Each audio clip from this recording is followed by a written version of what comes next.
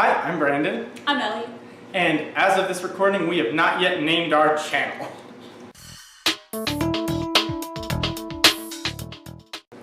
Today, we are going to begin our review of the Marvel Cinematic Universe. Review and ranking. Yes. So what we decided to do is we wanted to do a fun ranking where we tried to defeat recency bias by watching all of these movies like in a row. But we don't want to review all 21 films in one video all at once. That's because so much. That's a lot. That's so much. But we have decided instead that we're going to watch like certain chunks. So today we're just going to rank the first four. That is Iron Man, Incredible Hulk, Iron Man 2, and Thor. And then every video from here on out we're going to add two to it and add it to our ranking, and then we're going to talk about our rankings and how we feel about them. So, are we ready for the reveal? Without further ado, let's see where we land on these movies.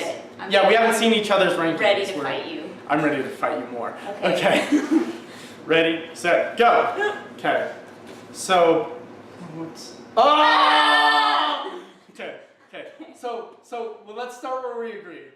Iron Man 2. So bad. So boring. So tell me all your general thoughts on Iron Man 2. It's just so boring. I could barely pay attention through the whole movie. It's a mess. Let's be real. It's very bad. Its plotting is really bad. You can tell there was a lot of studio meddling with this one. Yeah. Because they tried to set up too much, and here's the thing, is Black Widow actually has a fairly good introduction into this movie. I know. But because it's so jam-packed with other things, you don't remember it. She gets outed. She doesn't get the attention she deserves. She does not get outed in this movie. I think she does.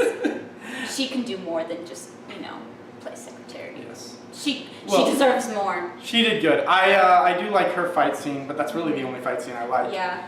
Just so you guys know, the big things for me in comic book movies that I look forward to is use of superpowers / action scenes, and then comedy, and then just kind of plot overall. Sure. Those are my three big things, and this one really fails plot. It really does. It doesn't have great action scenes, although it's very funny when he tells the DJ to make the beat drop. Yes, that is very funny. Another one there are some nice action sequences that aren't awful, and the visuals of the movie aren't awful either. It looks fine. Yeah. No, it looks good. As far as I know, it was nominated for Best Visual Effects at the Oscars. Okay. Might have been. Lots of MCU movies have been. They've never won it.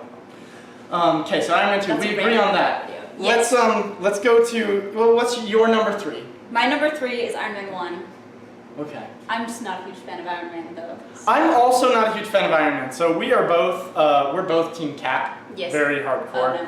Oh, no. So unless things drastically change, I was thinking Iron Man, none of those movies are going to make it into my top 10 overall, which is blasphemy to some people. I know some people have Iron Man 1 at number 2 or 3 or number 1, but definitely not for me. However, watching this one again, despite the fact that I'm very hardcore Team Cap, I watched this and I was like, that first act for Iron Man is so good. It is. It really is. I mean, I just feel like the rest of the movie doesn't follow through, and thus it exists at number 3. The third act is mediocre in my mind. It's mediocre, but the first act, him going into the cave and building a suit from a box of scraps, redeems it for me. Yes, I also thought that I was going to absolutely hate this movie going in. I'm just not a huge fan of Iron Man, but this movie gave me a little bit more appreciation for his character. I didn't think I was going to hate it, but in my mind, I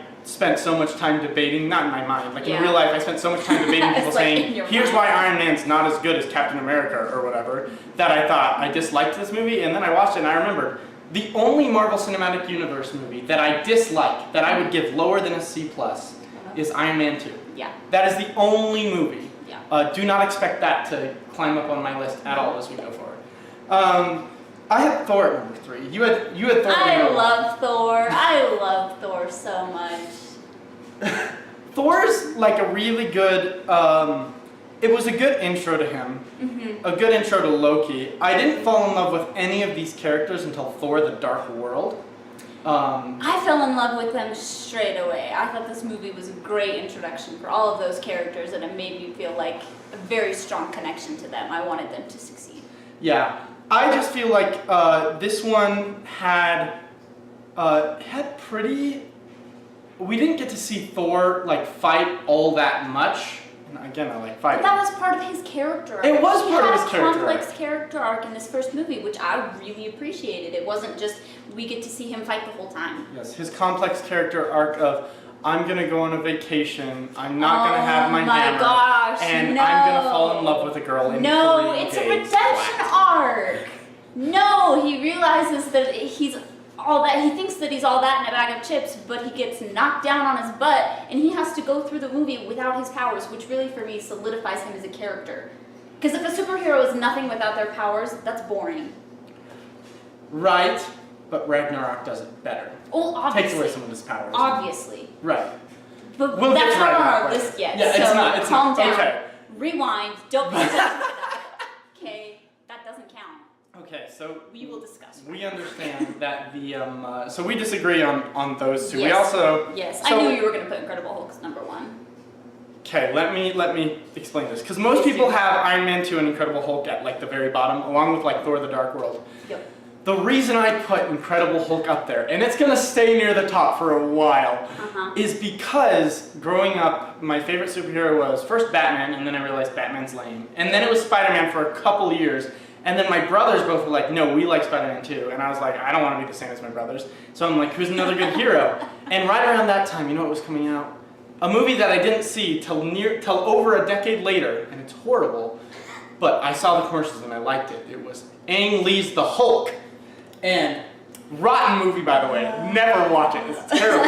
But I saw the marketing and I was like, that's a cool hero. Someone who gets pissed off and then has superpowers. And I went, this is the first movie I ever went to opening night. Might be. Which came out first, this or New Moon? Because I did go to New Moon opening night. Why? I don't know. I'm a fan of Taylor Lautner. He does really good martial arts. Okay, we'll discuss that later. It's Anyways, fine. that'll be a future Anyway. video series. We'll talk about that later. There's too much to get into right now. Hulk, though. The Hulk satisfied everything I wanted from a Hulk movie. As someone who had chosen Hulk 5 years previously as my favorite hero, The Incredible Hulk was everything I wanted a Hulk movie to be. I had high expectations and it met it. Sure. I put it above Iron Man 1 because I feel like the plot was better overall. First act, second act, third act kept through solid. I like Iron Man's first act a little bit better. In the comments Oh, for I that. know. I know. But I feel like it stuck through the movie, whereas Iron Man 1 had a great start, lost it in the end. Right. Thus, I put it above Iron Man. But I put it below Thor because I just didn't connect with the characters as much. Yeah. And that's I actually feel like with Thor, going back to that, you said connect with the characters. I remembered something I wanted to say. Uh-oh. I feel like there's too big of a supporting cast, and we don't actually get to connect with either the Earth people or Thor's like fighty friends as much as I want.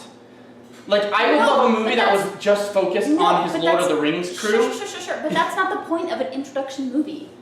This is the first movie in a series introducing the character and cast of characters.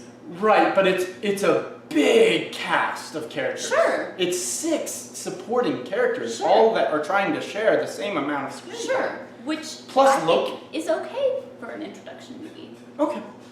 I felt like I wanted to get to know all of them better. Sure. And in all his whole trilogy, I never understand got that. it. Sure. But I have the opposite problem with Hulk because it's basically one character the entire movie, Yeah. which for me is kind of bland. Yeah. And thus, Thor's better. Okay. I can live with that. Our rankings are, we both have the same number 4. We're just mixed up on our 1 through 3. Yeah. But that's okay. That's I still okay. like you. I still like you too. Ah, sweet. Sort of. Rad. We'll talk about New Moon. It's fine. Continue onward. New Moon was a good movie. Anyway. We'll rank Twilight later. All right. Okay, we're gonna wrap up here, but just so you guys know, we are going to post, at least while we're doing the MCU, Yes. We're going to be posting every Monday and Thursday. So keep up with us. Stay tuned. Hit that subscribe button if you're into this nonsense. Smash the share and like buttons as well. Comment below. Tell us your rankings of these 4 movies. Tell us why you think we're wrong, especially about Iron Man. Ready to fight you. Alrighty. It's been a nice day. We'll see you guys later.